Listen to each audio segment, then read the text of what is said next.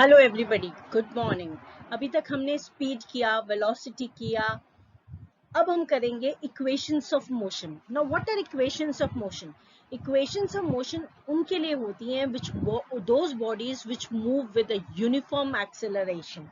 For those bodies we have equations of motion जिसको वो follow करती हैं. इसमें there is relationship between initial velocity, final velocity and the distances. Before doing these equations of motion, कुछ topics हैं which I have to make things clear.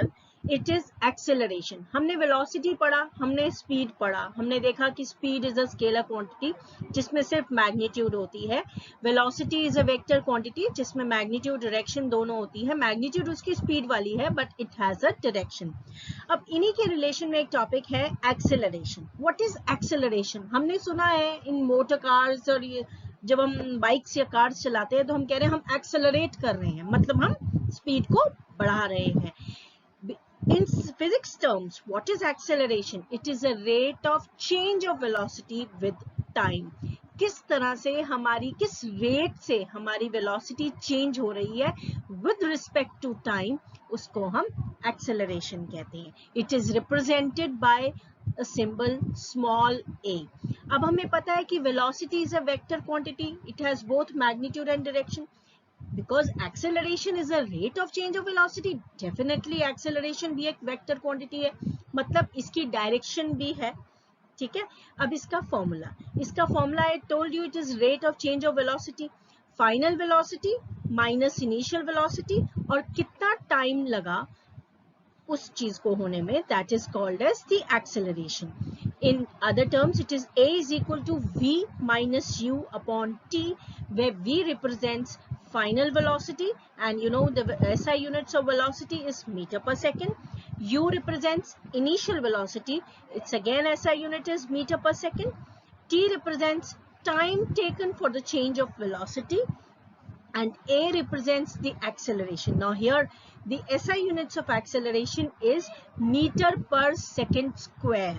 This has to be remembered. It is meter per second square. Velocity SI unit is meter per second and acceleration is meter per second square. For example, एक body है, car है जो घर से चली, so its initial velocity was, क्योंकि वो stationary थी मेरे घर के बाहर, तो it is 0.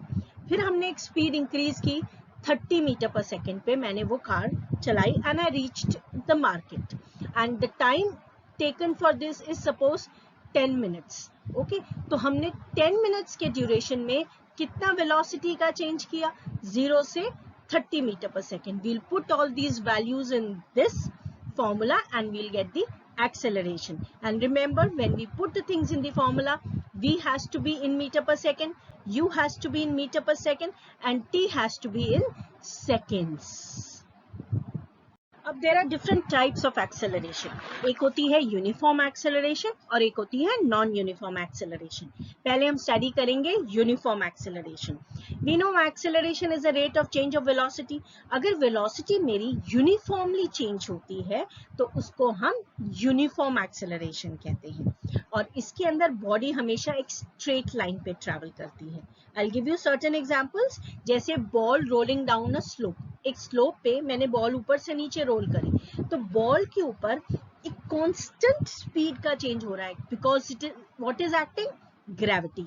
The value of gravity is 9.8 metre per second square. एक ही तरह की ग्रेविटी उस पर वर्क कर रही है, इसलिए it is having a uniform acceleration.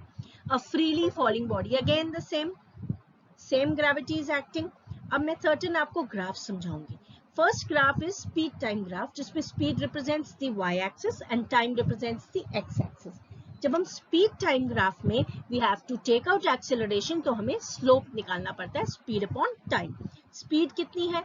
If we draw an imaginary line from Q to P, we will get speed. So it will be QP divided by time, which is OP. We will get the acceleration. Here body zero velocity से start हुई because body वहां से start हुई जहां पे दोनों coordinates meet कर रहे हैं, जीरो है.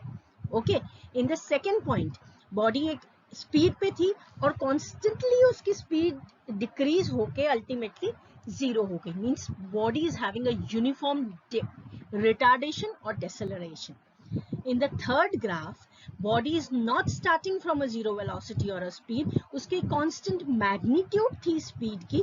पहले तो थोड़ा time वो उसी पे खड़ी चल रही थी.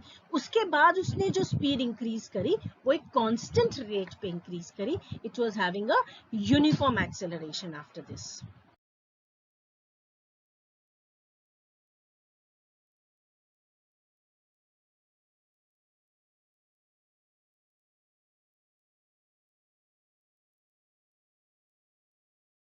The other type of acceleration है non-uniform acceleration.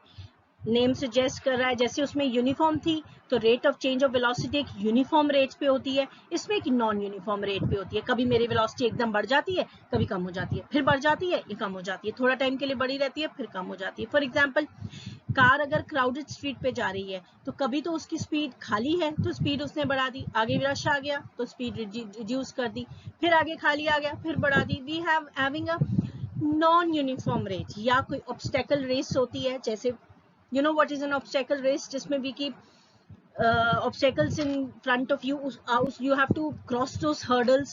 तो आप जहां खाली है वहां आप स्पीड ज्यादा करोगे, जैसे ही हर्डल आएगा आपको स्पीड रिड्यूस करनी पड़ेगी. It is a non uniform rate. और इसका graph always a speed time graph will be a curved line. Okay, now coming to the main topic, it is the equations of motion. उन bodies के लिए है जिनकी uniform acceleration है. Always this is very important.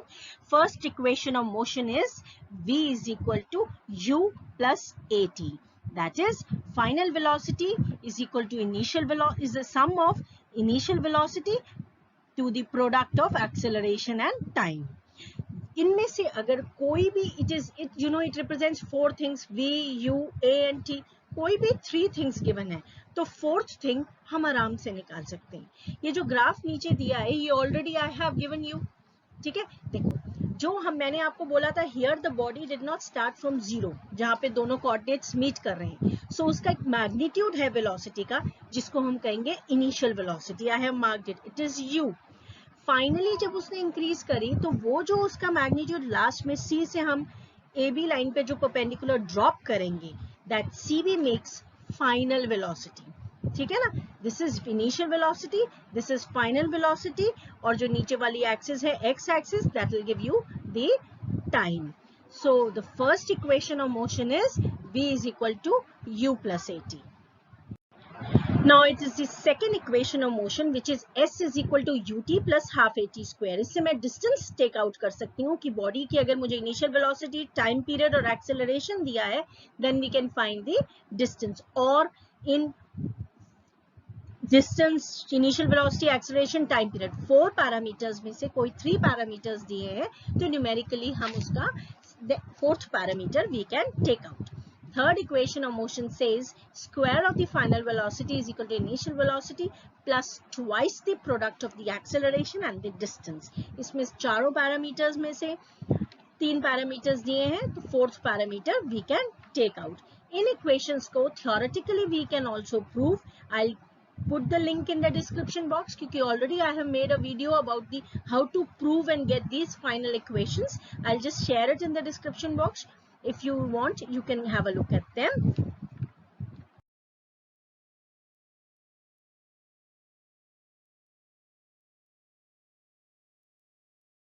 Thank you so much. Hope you understood it. If you like the video, please like and subscribe and definitely comment. You can ask any question. You're most welcome for the questions. I'll try to solve all your problems. Thank you so much.